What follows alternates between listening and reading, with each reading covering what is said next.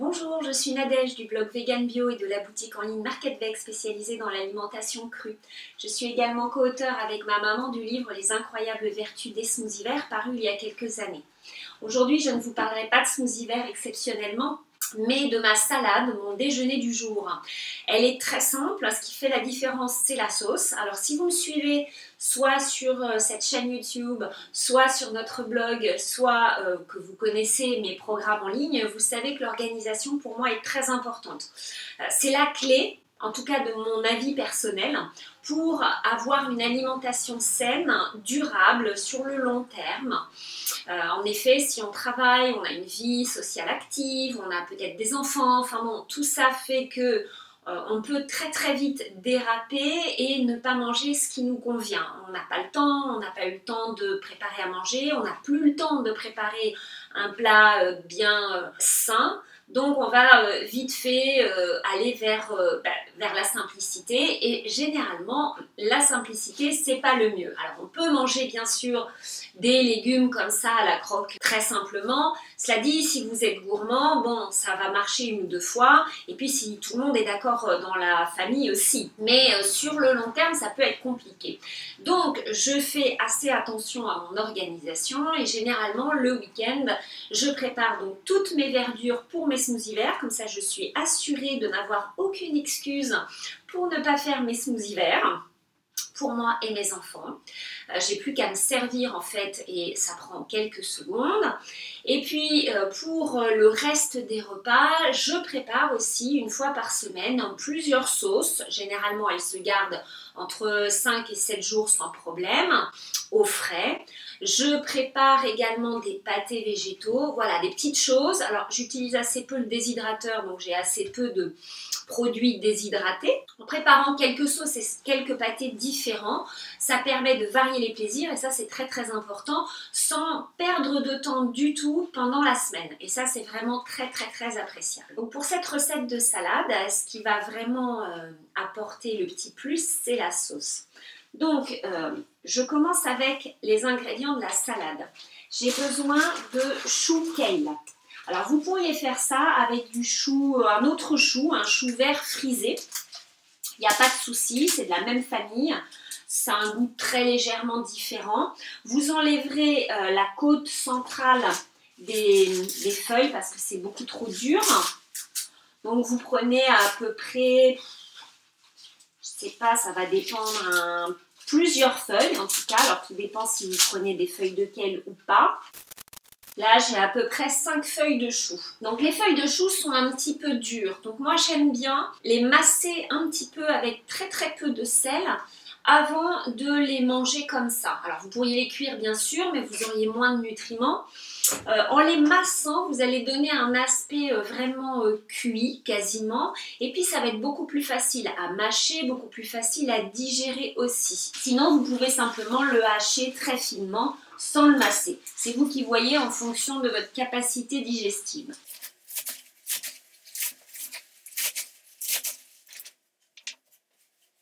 Une petite pincée de sel.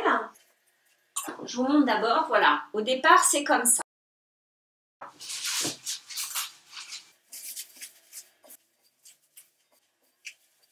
Voilà le résultat final de mon massage de chou. Alors vous voyez, ça a énormément diminué et on a vraiment l'impression que le chou est cuit. C'est beaucoup plus facile à mâcher et à digérer.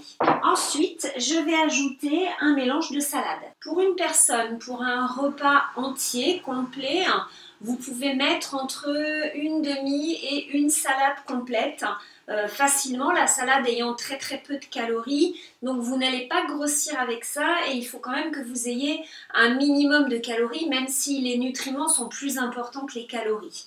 Mais il ne faudrait surtout pas que vous ayez faim, parce que quand on a faim, c'est la porte ouverte à tous les craquages et en général pas les très bons. Donc là, je vais mettre un mélange de romaine et de laitue rouge, haché finement.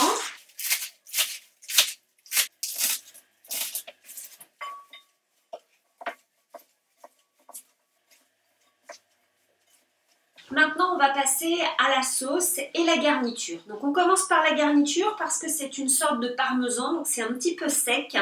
Et du coup, ça m'évitera d'avoir à nettoyer mon blender.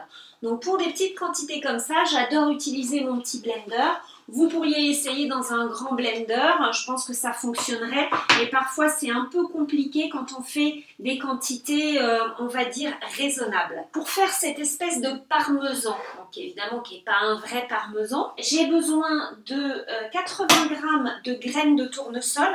Alors celles-ci sont activées, c'est-à-dire qu'elles ont été trempées plusieurs heures, débarrassées de leurs inhibiteurs d'enzymes, et puis elles ont ensuite été déshydratées pour une longue conservation, ce qui permet de faire ce parmesan aussi parce qu'elles sont sèches. Si vous les faites vous-même, vos graines de tournesol activées, il faudra donc les faire tremper au moins une nuit et après les faire sécher à basse température, donc soit dans un four qui permet d'avoir une basse température, soit dans un déshydrateur. Sinon, chez Market Veg, vous trouvez des graines de tournesol qui sont activées, qui sont déshydratées à basse température, biologique bien sûr, et qui du coup se conservent très longtemps. Je préfère les graines de tournesol parce que c'est parmi tous les oléagineux et les graines les plus digestes, en tout cas les moins riches en graisse. Comme je fais attention quand même à ne pas consommer trop de gras, parce que même si c'est du bon gras, ça reste du gras, je privilégie les graines de tournesol. En plus, il y a beaucoup moins de réactions allergiques avec les graines de tournesol qu'avec les autres oléagineux. Je vais ajouter de la levure alimentaire. Alors ça n'est pas de la levure maltée, puisque la levure maltée, comme son nom l'indique, pousse sur du malt, d'orge en général, et donc contient du gluten. Celle-ci ne contient pas de gluten, c'est une levure inactive, donc elle ne pose pas de problème aux personnes qui ont la candidose. Et celle-ci est enrichie en B12. La levure alimentaire est très intéressante quand elle est de bonne qualité pour apporter beaucoup de vitamines du groupe B, à part la vitamine B12 qu'il faut ajouter. Et donc celle-ci en plus elle en contient puisqu'elle a été enrichie avec de la B12. Donc elle est sans gluten, elle est riche en protéines aussi et en fibres et surtout c'est absolument délicieux. Ça donne un petit goût de fromage, d'où son ajout dans cette espèce de parmesan. 2 grosses cuillères à soupe. Je vous montre quand même comment c'est à l'intérieur. Vous pouvez rajouter un petit peu de sel. Et puis ensuite, on va mixer tout simplement. Et voilà, en quelques secondes, j'ai ma poudre, mon parmesan. Évidemment, pour cette recette, il y en a trop.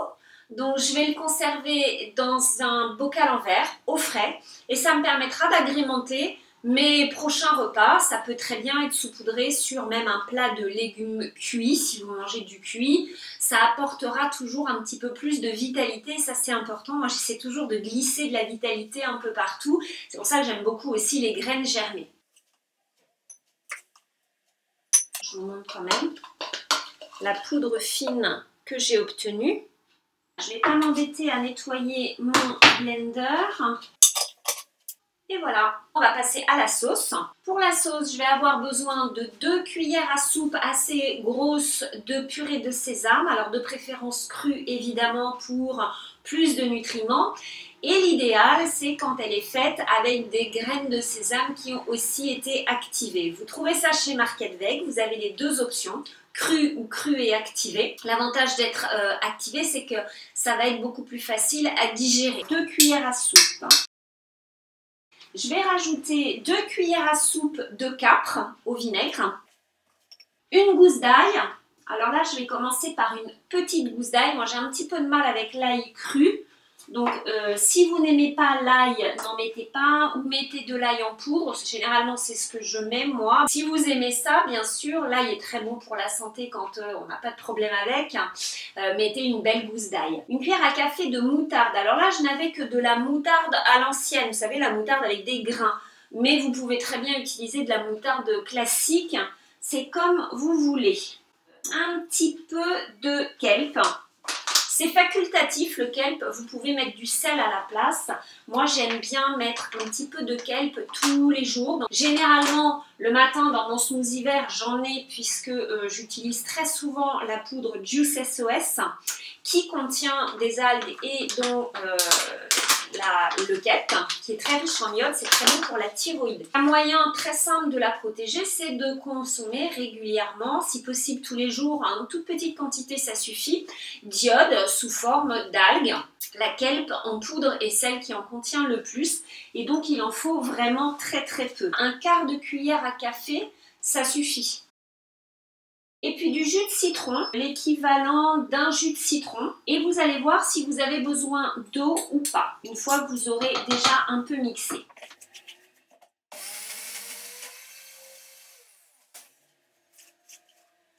C'est un peu épais, donc je vais rajouter un peu d'eau.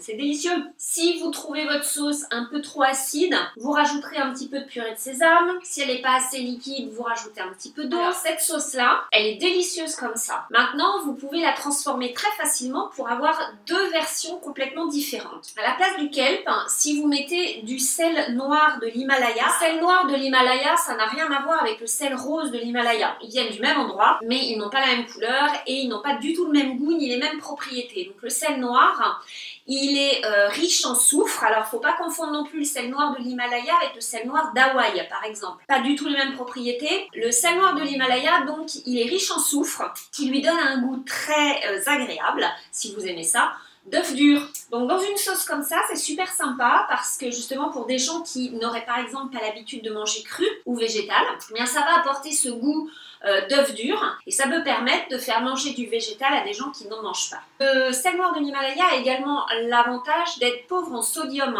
donc pour les personnes qui surveillent leur consommation de sel, il est intéressant. D'ailleurs, il est prescrit en médecine ayurvédique, souvent dans ce cadre-là. Ça vous donnera donc une sauce à goût d'œuf dur. Et si vous préférez une sauce avec un goût plutôt de bacon, eh bien vous pouvez mettre du paprika fumé. J'adore cette épice, j'aime beaucoup les épices en général, mais celle-ci c'est vraiment ma préférée. Le paprika fumé, ça donne vraiment un goût de fumée. Vous avez ce goût qui est absolument délicieux, donc dans une sauce c'est génial. Il y a plein de façons de l'utiliser, mais c'est vraiment divin. Dans un guacamole aussi, ça transforme votre guacamole. Voilà, vous avez trois possibilités à partir de la même recette, juste en changeant une épice, un condiment, vous avez une sauce complètement différente. Je n'ai plus qu'à ajouter ma sauce. Vous n'ajouterez votre sauce qu'au moment de consommer votre salade pour ne pas cuire les feuilles. Et pour terminer, on saupoudre du parmesan. Et voilà.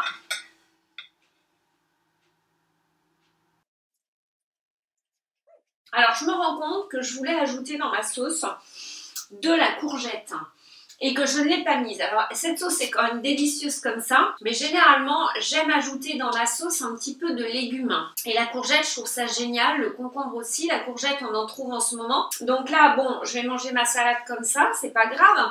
Mais vous pourriez avoir une sauce un petit peu plus légère et donc en quantité vous en auriez plus en ajoutant de la courgette. Donc là j'avais prévu d'ajouter l'équivalent d'une petite courgette. Quand je vais ramasser des courgettes, souvent je ramasse aussi des grosses comme ça. Et du coup, celles-ci, je les épluche parce que la peau est vraiment trop dure. Sinon, les courgettes, quand elles sont petites, je garde la peau. Ça fait un apport en nutriments et en chlorophylle supplémentaire. J'ai enlevé les graines qui sont trop grosses aussi dans ces grosses courgettes-là. Et donc, normalement, j'avais prévu de mettre de la courgette dedans. Ça allège votre sauce. Donc ça peut être intéressant et ça vous permet aussi de manger un petit peu plus de légumes encore. Du coup, ça vous fait 4 variantes de sauce au lieu de 3. Vous pouvez très bien ajouter la courgette râpée bien sûr après, mais la courgette mixée dans des sauces comme ça les allège et ça leur apporte vraiment de la texture. C'est très agréable. Je vous ai montré ma salade. Pour l'enrichir, vous pouvez également, et je vous encourage à le faire, ajouter des graines germées. C'est très important, ça apporte énormément de nutriments sans apporter de calories. Les graines germées, c'est les aliments les plus nutritifs de la planète et ça vous permet, si vous n'avez pas accès à du bio par exemple, d'avoir quand même un gros apport de nutriments de très bonne qualité puisque vous trouvez facilement les graines à germer bio, vous en trouvez chez Market Veg. Alors moi j'aime bien les mix parce que ça permet en une seule germination d'avoir plusieurs graines. Là, par exemple le gourmet que j'aime particulièrement, c'est trèfle rouge, moutarde, radis pourpre et cressonnette. Donc plein de nutriments différents. Ça coûte très peu cher parce que vous faites germer une cuillère à soupe, vous avez un gros bocal qui va vous faire une semaine grosso modo. Tout dépend de votre consommation bien sûr. Ça vous revient vraiment pas cher pour la meilleure nutrition possible. Et donc en rajoutant des graines germées, et bien là vous avez vraiment une salade très nutritive. Vous pouvez l'accompagner de crackers, d'une pseudo céréale bien sûr, alors sans gluten, cuite. Si vous mangez un peu de cuit, vous pouvez l'accompagner de patates douces cuites. La patate douce est excellente pour la santé, moi j'adore. Alors elle se mange crue aussi sans problème, hein. Mais si vous ne mangez pas à 100% cru, le principal c'est d'avoir un maximum d'aliments crus dans votre alimentation. En choisissant des aliments cuits de bonne qualité, vous aurez le meilleur finalement des deux mondes. Personnellement, moi pour ce midi, je vais l'accompagner de mon kimchi. Je fais très régulièrement du kimchi. Vous trouvez la recette sur notre blog, je vous mettrai le lien en bas de la vidéo. C'est une recette traditionnelle coréenne, alors là c'est à ma manière à moi. Ça permet d'avoir des légumes lacto-fermentés. Comme j'étais un peu frustrée de ne pas vous avoir montré la version avec la courgette, je l'ai vite refaite pour vous montrer. Du coup ça fait beaucoup plus en quantité bien sûr. Et ça fait une texture un petit peu différente, plus aérienne on va dire. C'est beaucoup moins gras aussi et c'est vraiment un délice. Voilà. Et quand vous avez fait votre sauce, vous pouvez la conserver au frais pendant plusieurs jours dans un bocal bien fermé et comme ça vous avez une sauce qui est prête pour la semaine. Vous pouvez la garder grosso modo 5 jours. Et voilà mon repas complet avec le kimchi et ma salade auquel j'ai ajouté un petit peu de graines germées qu'il me restait. Je vous remercie d'avoir regardé cette vidéo et je vous dis à très bientôt. Au revoir.